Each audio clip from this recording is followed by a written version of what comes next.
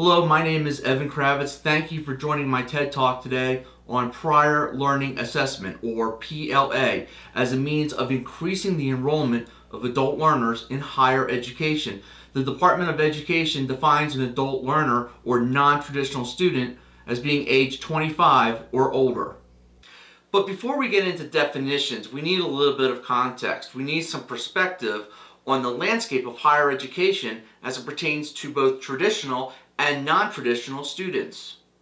According to the U.S. Department of Education, between 2003 and 2013, the enrollment of traditional students under the age of 25 was higher than that of non-traditional students. But the Education Department expects the rate of increase to be lower for traditional students in the coming years. Old folks, like me, are on the rise.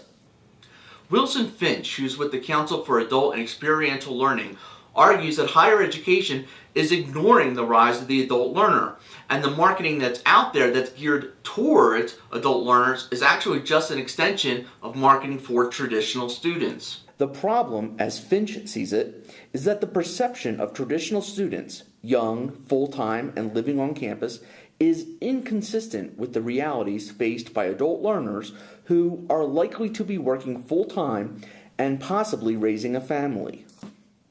Adult learners, according to Finch, need higher education programs that are time-sensitive, accommodate multiple demands on their daily lives, and make sense financially. Just as important, higher education needs to embrace the extensive learning experiences adult learners gain outside of formal education. We'll get back to that point in just a moment. There is another reason to pay attention to adult learners. In 2009, President Obama issued a challenge that by 2020, America have the highest proportion of college graduates in the world. Not so fast, says Finch. The states are going to have a tough time churning out enough college graduates to meet the president's mandate if more attention is not paid to adult learners. Let's take Tennessee and Ohio, for instance. In 2015, Iowa's governor set a degree attainment goal of 70% by 2025. Tennessee's governor set the goal at 55% by 2025. But when Finch crunched the numbers, he found that even if every single student in those states graduated high school and went on to gain a college degree, both states would still come up short. These goals are obtainable, however, when we factor in adult learners. More than 50% of adults in Tennessee and more than 50% of adults in Iowa have a high school degree, and many of them already have college experience. The point is, when we include non-traditional learners into the higher education outreach, these goals become obtainable. Prior learning assessment is one way to accomplish this. So what is prior learning assessment? Well, what is prior learning? The Council for Adult and Experiential Learning defines it as learning that a person acquires outside of a traditional academic environment. This learning could come from work experience, volunteer or community work, military service, and non-credit courses, to name a few. Prior learning assessment is the process by which an individual's experiential learning is assessed and evaluated for purposes of granting college credit, certification, or advanced standing toward further education or training. Some of the more popular methods of assessing prior learning include standardized tests like AP and CLEP, or individualized assessments like portfolios. Metropolitan State University, right here in Denver, offers PLA.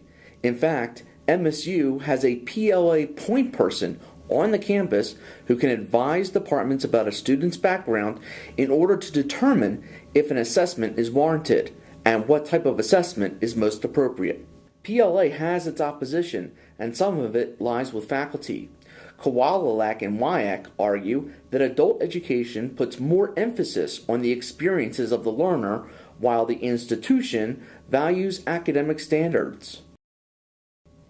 Lori Schulter-Carroll, who works with the research arm of CALE, recently told me that the tendency in higher education holds that filling seats is secondary to the mission of the school. This type of mentality works against PLA, which, while saving the student time and money, also helps students bypass specific classes. Chris Nicholson with DU's University College tells me that even though University College offers programs geared towards adult learners, prior learning assessment is not offered in the admissions process. Nicholson believes that PLA does not fit with DU's focus on traditional learners. Such thinking denies the University of Denver of revenue it would otherwise gain from adult learners who, while being savvy consumers, are going to take their business elsewhere. But here's the thing, prior learning assessment works. In 2010, Kale released findings from studying the student records of nearly 63,000 students aged 25 and up over 7 years and across 48 post-secondary institutions. It found that in all institutional settings, PLA students had much higher degree earning rates than non-PLA students in the study. And PLA students earning bachelor's degrees saved between 2.5 and 10 months of time earning their degrees compared to non-PLA students. Let's look at 2 examples of prior learning assessment in practice. At City University of Seattle, the emphasis is placed on learning acquired rather than time spent solely in the classroom. With this type of model in place, adult learners can build on what they already know. The school offers 2 master's level programs and 1 bachelor's degree in the field of K-12 education. Online courses, or learning blocks, are built on these competencies, and students can move through these learning blocks at their own pace. Faculty operates as both facilitator and assessor of prior learning. The end result for the student is credit hours earned towards completion of the degree program. Over at Davenport University, a competency-based MBA program has been created for adult learners seeking a master's degree in business administration. Specifically, the curriculum is aimed towards students who already hold a bachelor's degree and have at least 3 years of experience. Students can earn credit for prior learning by cataloging their experiences in portfolios.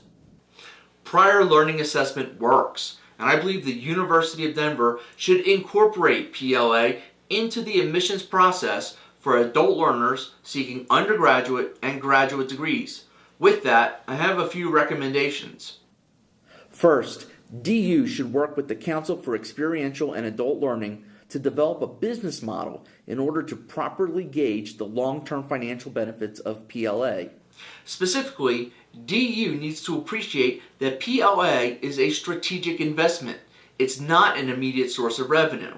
Second, DU needs to re-examine its adult learner demographic and determine if the school's marketing efforts are specific to this population or if current outreach is, in fact, geared solely towards traditional students. Lastly, DU faculty need to be on board with PLA, and they need to know that they are central to the process. In fact, faculty can learn from educators right here in Colorado. The state mandates that a student's experience outside of college be evaluated for college credit at the state's 11 community colleges. And in 2012, a PLA policy was put in place aimed at Colorado state colleges and universities. The Lumina Foundation estimates that the U.S. economy will need more than 100 million college graduates by 2025. Prior learning assessment can help get us there. Thank you for watching.